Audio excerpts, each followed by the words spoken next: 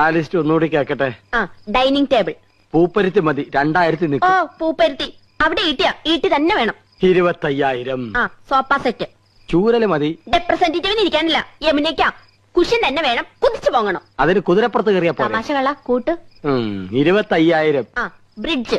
പാലോ അതും വേണോ? അവർക്ക് നടന്നു വന്നാ പോരെ? അതല്ലെന്ന്, തണുപ്പിക്കുന്ന ഒരു സാധനം ഇല്ലേ?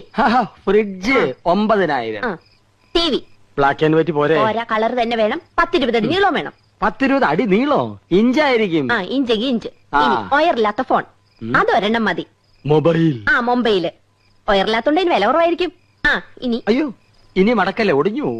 തൽക്കാലം ഇത്രയൊക്കെ മതി. മതി. ഇനി ഇതിന് പണം ഉണ്ടാക്കാനുള്ള വകുപ്പും കൂടി പറഞ്ഞു തന്നെ. മൊത്തം പണം കൈ വെച്ചോണ്ടാണോ എല്ലാരും ഇതൊക്കെ മേടിക്കുന്നത്? ഇൻവെസ്റ്റ്മെന്റ് വാങ്ങണം. ഇൻസ്റ്റാൾമെന്റ്. അതെങ്കിൽ അത് അങ്ങനെ ആവുമ്പോ മാസം തോറും ഈസി ആയിട്ട് അടയ്ക്കാം. അല്ലെങ്കിൽ കടം വാങ്ങണം, പലിശ കൊടുക്കണമെന്നല്ലേ ഉള്ളൂ. എന്താ മുൻഷി പരമേശ്വരൻ പിള്ളയുടെ മകനെ കടം കിട്ടില്ലെന്നുണ്ടോ?